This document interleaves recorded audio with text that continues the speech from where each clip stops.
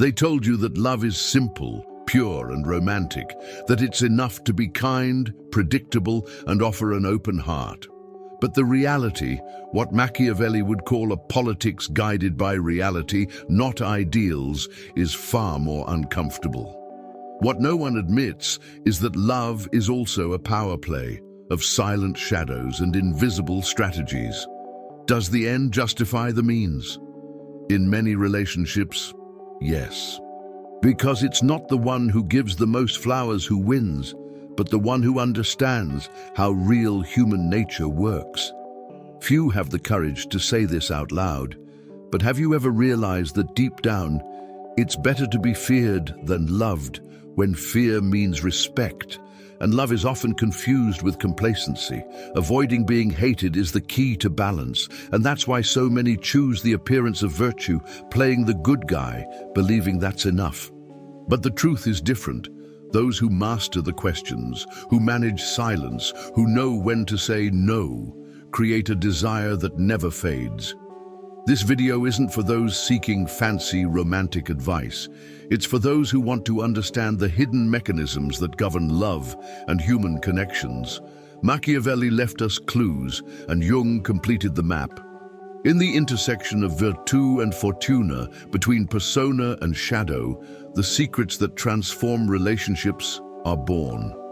Get ready, because what you're about to discover could forever change the way you view love, and it might be uncomfortable. Whoever asks the questions controls the script. There's a curious detail that Machiavelli already intuited when observing the power game. Whoever holds the questions directs the flow of the narrative. A policy guided by reality, not ideals, shows that true dominance lies not in the answers, but in the ability to direct the other party's focus. When someone asks a well-aimed question, they create the framework within which the other party must dance. It's as if, instead of offering a pre-written speech, you give the other the illusion of freedom. But within a framework, you've constructed yourself. Think of a job negotiation. Instead of trying to prove your competence, ask, what does your company value most in an employee who makes a difference? In that instant, the other person opens the door for you to use to fit your answer. This is the essence of the calculated use of force. Gentle but firm. It's not about manipulation, but about understanding that true human nature reacts more to what is asked than to what is stated. The end justifies the means when it comes to extracting clarity in a world of noise. Better to be feared than loved, perhaps, but at least let respect arise from asking the right questions. Asking questions isn't just about seeking information. It's about creating a script where the other person becomes a supporting actor in their own speech. What Machiavelli would call the appearance of virtue here translates into genuine interest. When someone feels you're listening to them, giving them space to tell their story, they automatically develop an emotional investment. By asking strategic questions, you establish not only control, but also the impression of closeness, something essential to avoid being hated. Imagine a leader on a team. Instead of issuing blunt orders, they can ask, "What do you think we need to adjust to reach the next level?" The decision is already implicit. There will be change, but the sense of shared choice generates buy-in. It's virtù and fortuna in action, courage to lead and luck to be perceived as fair. This silent power is as real as any loyal, self-contained army. After all, questions become invisible swords that direct gazes where you desire. Those who understand this principle discover that life's script is rarely written by the one who answers, but by the one who leads with curiosity. Decisions based on true human nature show that deep down, everyone wants to be heard, recognized, and validated. The strategist, however, isn't trapped in the vanity of having all the answers. They prefer the constant adaptability of formulating questions that illuminate the other person's blind spots. It's like a game of chess. Each seemingly simple move is actually the result of internal questions. What will he do if I move here? What space do I leave open for him to fall? This practice isn't limited to large boardrooms or political negotiations. It can be applied to everyday conversations, even on a romantic date. Asking, "What makes you feel truly alive?" isn't just curiosity. It's planting the seed of a script where desire grows. And it's at this point that silence, curiously, becomes even more valuable than the question itself. The silence that creates investment. Few realize that silence, when used consciously, can be more powerful than any rehearsed speech. Machiavelli would say this is politics guided by reality, not ideals, because true human nature abhors a void and rushes to fill it. By remaining silent after a well-formulated question, you force the other person to invest more energy in their answer, revealing more than they would otherwise. It's the calculated use of force at the most subtle level. Not raising your voice, not insisting, just remaining silent at the right moment. Think of a job interview.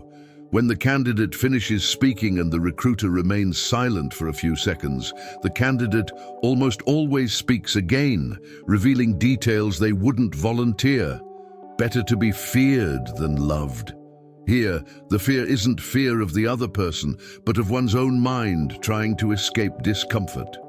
This silence, when well placed, creates an emotional investment that increases the value of the interaction. The curious thing is that silence also creates scarcity. And as we know, everything that is scarce becomes more valuable. When you talk all the time, you deliver an abundance of information, emotion, and energy, but you lose magnetism. Controlled silence, on the other hand, gives the appearance of virtue. It conveys self-control, maturity, a kind of invisible strength. It's like a general who commands his own loyal armies not by shouting, but by looking. This space between words allows the other person to project their own expectations, desires, and even fears. Imagine a relationship. When someone doesn't respond immediately to a message, it creates anticipation in the other person that increases the intensity of the next interaction. Does the end justify the means? In this case, yes, because the pause creates psychological investment without needing to say anything. It's virtù and fortuna applied to communication, the courage to hold back and the luck of seeing the other person invest even more. Mastering silence requires constant adaptability. It's not about silence for the sake of silence, but about understanding the moment when silence is worth more than 1,000 explanations. In practice, it can be used in sales, leadership, friendships, and even heated debates. When someone launches a provocation, the instinct is to react. But those who understand Machiavelli know that avoiding hatred sometimes involves not retaliating immediately. Strategic silence disarms, confuses, and forces the other person to expose themselves. It functions as a kind of invisible frame. The painting only makes sense because there is white space around it. If, in the previous topic, the questions provided the script, now silence is the dramatic tempo that intensifies each act. And it is precisely at this point that the next secret arises, understanding that ultimately the frame is destiny. Frame is destiny. Whoever dominates the frame dominates the fate of the conversation and often the relationship. Machiavelli, with his politics guided by reality, not ideals, already intuited that it is not the raw facts that move people, but how those facts are framed. The frame is the invisible filter that defines what seems relevant, fair, or inevitable. Imagine a leader facing a crisis. If he presents it as a mortal risk, he instills fear. If he describes it as an opportunity for growth, he awakens courage. The fact is the same, but the emotional destination is different. This is why, in practice, the end justifies the means, not in the sense of betraying values, but of understanding that framing is the invisible weapon that moves hearts and minds. Better to be feared than loved, Perhaps, but it is even more powerful to be the one who sets the stage where love and fear play out. In everyday life, the frame appears in simple situations. Think of a romantic encounter. If someone approaches with the attitude of, "I hope to be chosen," they've already given away the power of framing. But if they approach with the attitude of, "I'm going to find out if this person is compatible with my values," they completely change the course of the interaction. It's the calculated use of force at its most elegant. No shouting, no manipulation, just defining the angle. This is the appearance of virtue that effortlessly charms. Appearing generous, but knowing you're the one leading the way. In business, it works the same way. Those who present a product as cheaper fight for pennies. Those who present it as the only one that solves your real pain define the frame of the solution, not the price. And just like a Machiavelli prince, those who define the frame have their own loyal armies, followers who believe in the vision and walk by it. The key to framing lies in understanding that human nature truly seeks security in narratives. Whoever creates the right framework offers this security, and in return gains buy-in. It's virtù and fortuna in action, the courage to take the risk of defining the game and the luck of having the right audience to buy it.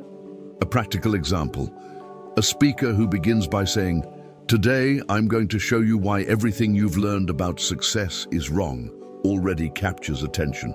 He's shattered expectations and framed the audience's destiny. From then on, every idea will be interpreted through this lens. Constant adaptability also comes into play because maintaining the frame requires knowing how to adjust it in the face of new resistance. It's a living game, not a static one. But there's an even more fascinating detail. The frame only gains strength when contrasted with the idea of scarcity. And it's at this point that the next secret emerges, differentiating real scarcity from theatrical scarcity.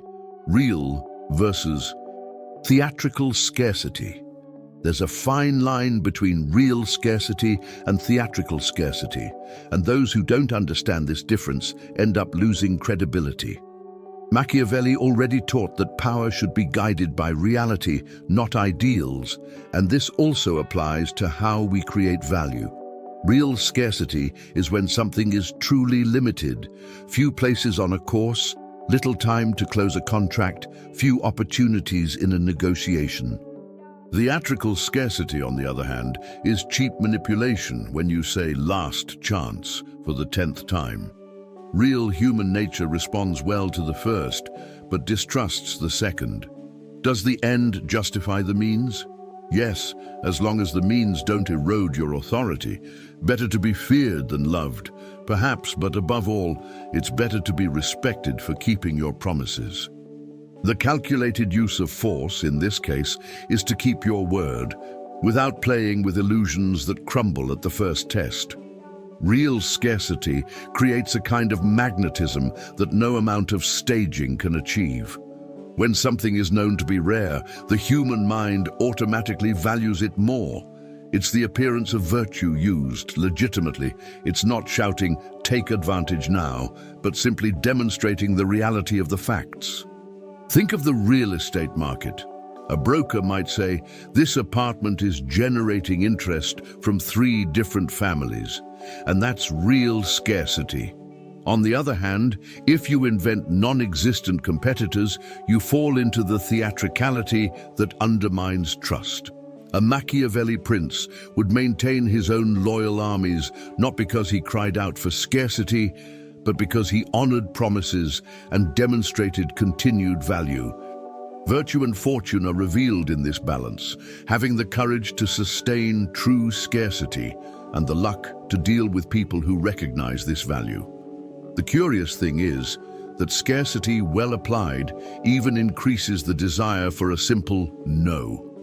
The fascinating thing is that scarcity isn't limited to products or negotiations. It's even present in personal life. A person who's constantly available loses magnetism. One who manages their presence silently and with constant adaptability generates curiosity and respect.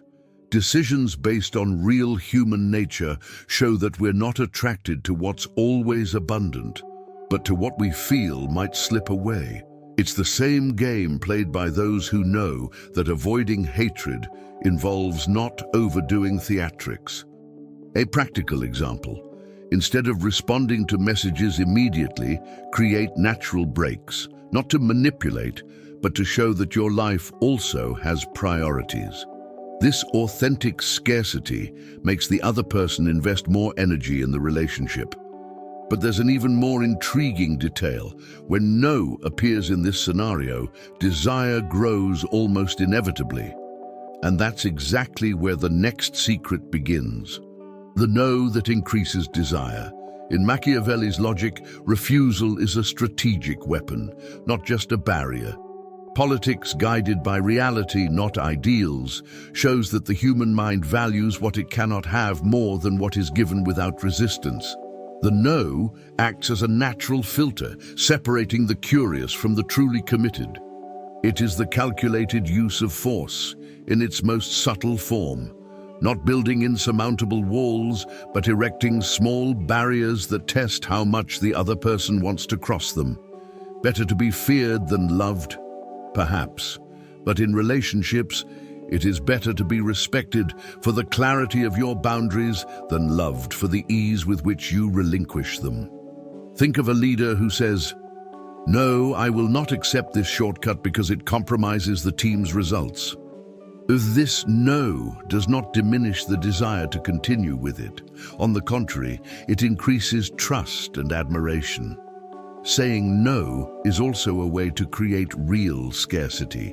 If you say yes to everything, you quickly lose value. But if from time to time you deny access, presence, or approval, you generate a silent magnetism. It's the appearance of virtue applied wisely, appearing selective without being arrogant. In personal relationships, this is evident. A person who accepts any invitation, any condition, is quickly perceived as lacking in criteria. Someone who calmly refuses anything that doesn't align with their principles conveys strength.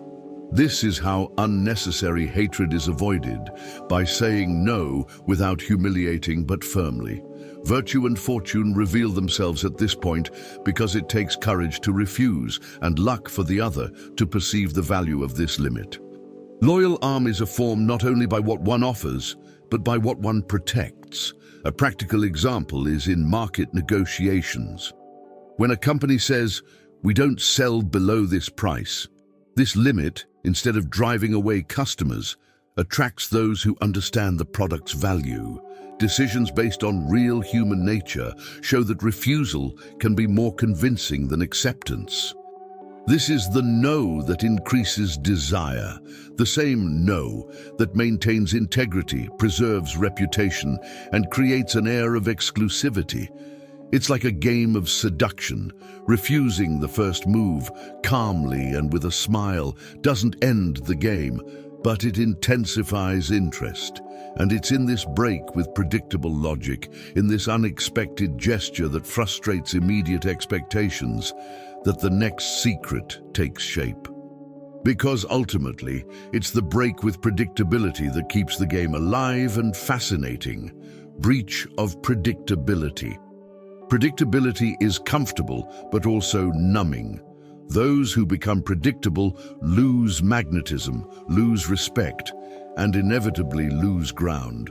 Machiavelli once said that politics guided by reality, not ideals, requires a leader, or anyone who wants to maintain influence, to break patterns from time to time. When the other person already knows what you're going to say, already knows how you'll act, it automatically reduces your value.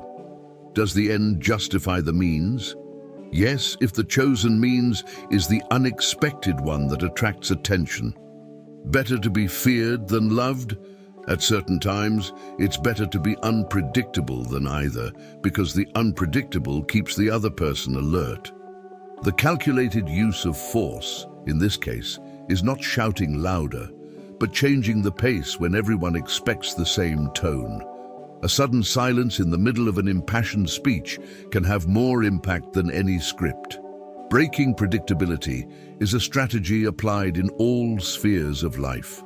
In a relationship, when routine begins to consume the connection, small, unexpected gestures rekindle the fire. An unannounced invitation, a handwritten letter, a no said where there should always have been a yes. It's the appearance of virtue used as a disguise for something greater, surprising without the need for drama. In business, it's the salesperson who, instead of insisting on a purchase, calmly says, "Maybe this isn't for you," inverting logic and generating even more desire. This is virtu and fortuna in action, the courage to break the mold and the luck to ensure that the break generates curiosity rather than rejection. A Machiavelli prince knew that loyal armies were formed not only by discipline, but also by the ability to surprise their soldiers, displaying strength and humanity in alternating doses. In practice, predictability breeds boredom, and boredom is the enemy of respect.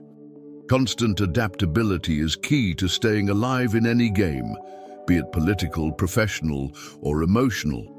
Decisions based on real human nature show that everyone expects patterns, but also desires ruptures that bring freshness. The unexpected breaks automatic logic and forces others to pay attention. It's like when a speaker, after minutes of technical discourse, tells a funny personal story. The audience awakens, feels close, and returns to their attention. This subtle break is part of the art of keeping the game moving, but there's an even deeper detail. Behind this dance of predictability and surprise hides an essential conflict that Carl Jung pointed out, the eternal struggle between the persona and the shadow.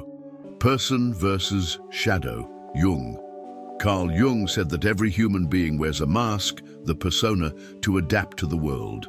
But behind this mask lies the shadow, where desires, fears, and impulses we don't want to admit are hidden. Machiavelli already intuited something similar when speaking about the appearance of virtue, showing the face society wants to see, while concealing within the raw reality of human nature. Politics guided by reality, not ideals, requires recognizing this duality. The persona pleases, wins applause, and avoids being hated. The shadow, however, holds brute strength, the calculated use of force that can be called upon when necessary. Is it better to be feared than loved?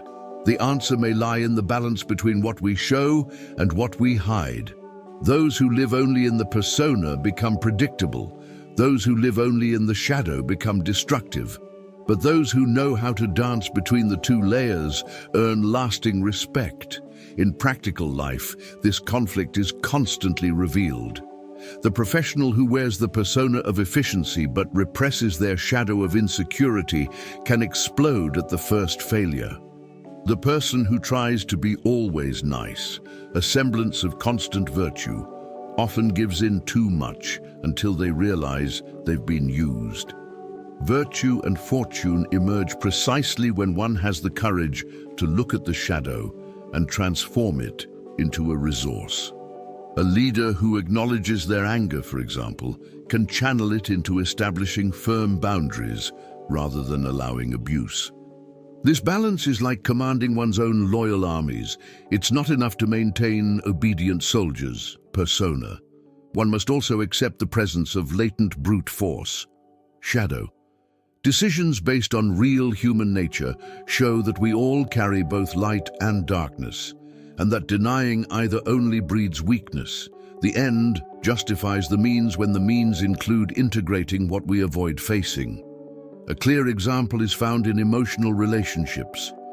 The persona wants to please, to be accepted, to show only its beautiful side. The shadow, on the other hand, harbors jealousy, anger, and controlling impulses. When someone only shows their persona, they create an unrealistic image that sooner or later shatters. When only the shadow appears, it destroys any bond. Constant adaptability requires integrating both sides, showing the persona as a bridge, but not denying the shadow as its root. The true self is constructed when both sides recognize each other. This integration isn't comfortable, but it's liberating. It's as if the silence of the denied parts begins to speak. And it's precisely at this point that the next secret emerges. Testing this congruence between what one shows and what one is.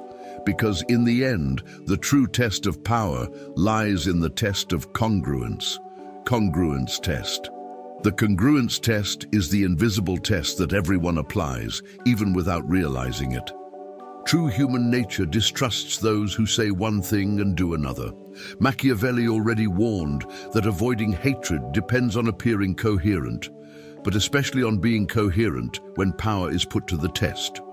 Politics, guided by reality, not ideals, shows that words without firm actions lose value in an instant. Imagine a leader who promises transparency but hides in the face of a crisis. Respect evaporates. Does the end justify the means? Yes, but only if the media aligns with the discourse. Is it better to be feared than loved? Perhaps, but it is even more powerful to be congruent, because fear or love only hold water when there is consistency. The congruence test is applied to every detail, even in silences, and reveals who truly has their own loyal armies. In practice, this test happens all the time. A client observes whether a company meets deadlines. A child notices whether their parents follow their teachings. A partner evaluates whether actions reflect promises. Virtue and fortune manifest when someone has the courage to stick to their choices, even under pressure, and the good fortune to be recognized for it. The calculated use of force in this case is to not give in to easy temptations that contradict one's values. For example, a teacher who preaches discipline but arrives late loses authority. However, one who, even in the face of difficulties, keeps their word creates automatic loyalty. Decisions based on real human nature show that it is not enough to impress with an appearance of virtue. It is necessary to confirm, with actions, that this virtue is not just a mask. This test can also be used strategically to evaluate others. Asking something simple and observing whether the reaction matches the statement is a way to measure consistency. Someone who says, "I value silence," and can't stand a 3-second pause has already revealed their incongruence. This observation doesn't require judgment, just awareness. Constant adaptability comes into play because congruence isn't always perfection, but rather the ability to adjust behaviors without betraying one's essence. This is why, in relationships, business, and politics, the congruence test becomes a confidence filter, and this is where a crucial detail emerges. Often, this test occurs implicitly when we seek validation in the other person's gaze. And it is precisely this silent game that paves the way for the next secret, the inversion of validation. Inversion of validation. From an early age, we are trained to seek validation. Grades in school, parental approval, social acclaim. But Machiavelli would remind us that politics guided by reality, not ideals, requires reversing this logic. True validation lies not in asking for acceptance, but in positioning yourself as its source. When you seek too much, you lose power. When you offer selectively, you create magnetism. It's the calculated use of force in its quietest form, not shouting, "Recognize me," but letting others feel the need to be recognized by you. Better to be feared than loved, perhaps. But more strategic is to be the one whose validation others vie for, even if you offer little. The end justifies the means when, by reversing the flow, you transform dependence into natural leadership. In practice, this is simple to observe. Think of a boss who constantly needs to be flattered. Sooner or later, they lose respect. Now think of a leader who distributes their validation carefully, offering praise only when something is truly exceptional. This, yes, creates loyalty, loyal armies of their own who value every word. The appearance of virtue in this case comes not from excess, but from real scarcity. The same thing happens in relationships. When someone constantly needs to hear, "Do you love me?" it conveys insecurity. But when validation comes spontaneously, unexpectedly, it creates a much greater impact. Virtue and fortune reveal themselves here. Courage not to beg for approval, and luck in attracting those who understand the value of their presence. It's a game based on decisions anchored in real human nature, which always responds best to what is rare. Reversing validation is also an invitation to constant adaptability. It's not about being cold or indifferent, but about recognizing that validation is only powerful when it's not abundant. A practical example: instead of liking all of someone's posts, select the ones that truly represent something valuable and highlight them. This transforms your recognition into a sign of importance. By reversing the flow, you become a reference, the center around which others orbit. And this reversal doesn't just happen in personal relationships.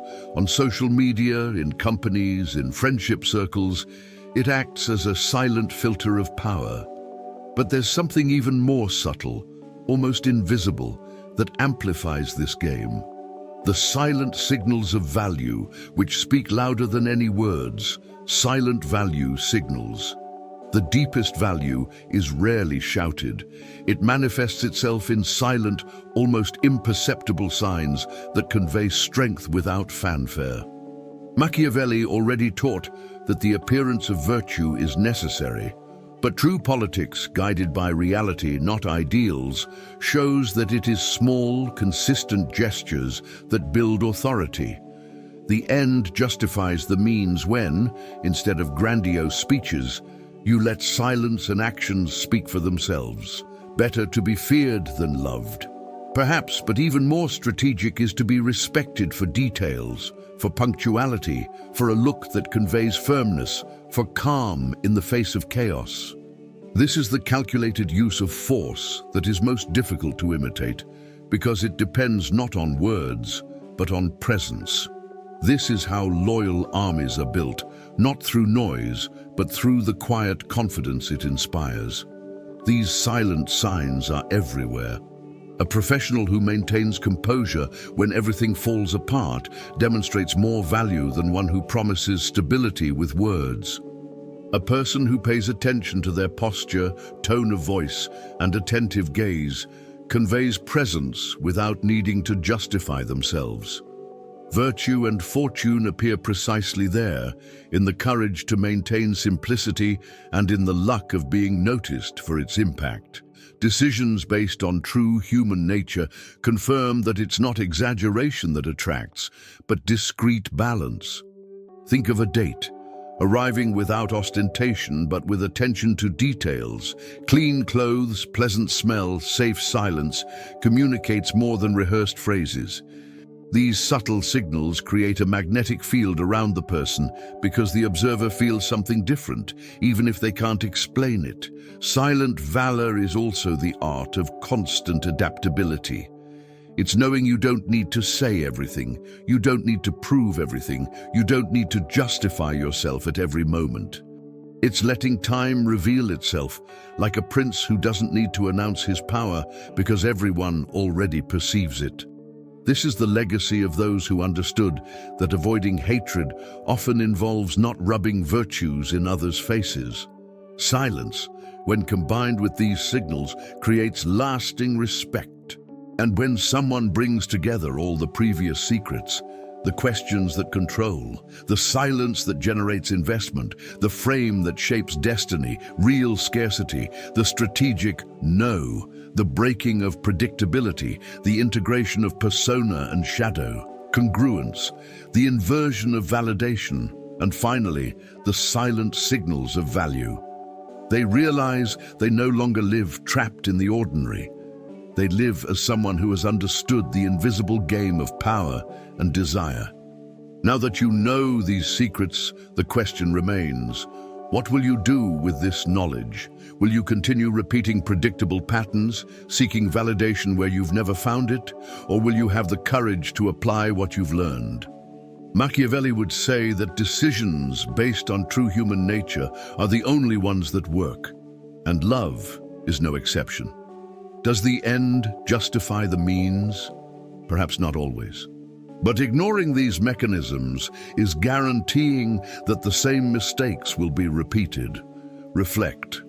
How many times have you lost yourself trying to please? How many times has your kindness been mistaken for weakness? Is it better to be feared than loved? Perhaps. But even better is to be respected. And that only happens when you apply these principles in the silence of practice. You don't need to shout about your change, just act differently. Silent courage speaks for itself. And now I challenge you. Which of these secrets resonated with you the most? Which one do you feel you should have used in your life already? Answer in the comments, because your answer might light someone else's path. And if you want to continue receiving this kind of rare knowledge, subscribe to the channel, activate the notification bell, and don't miss the next content. Here you'll learn what no one dares to admit, but which changes everything when understood.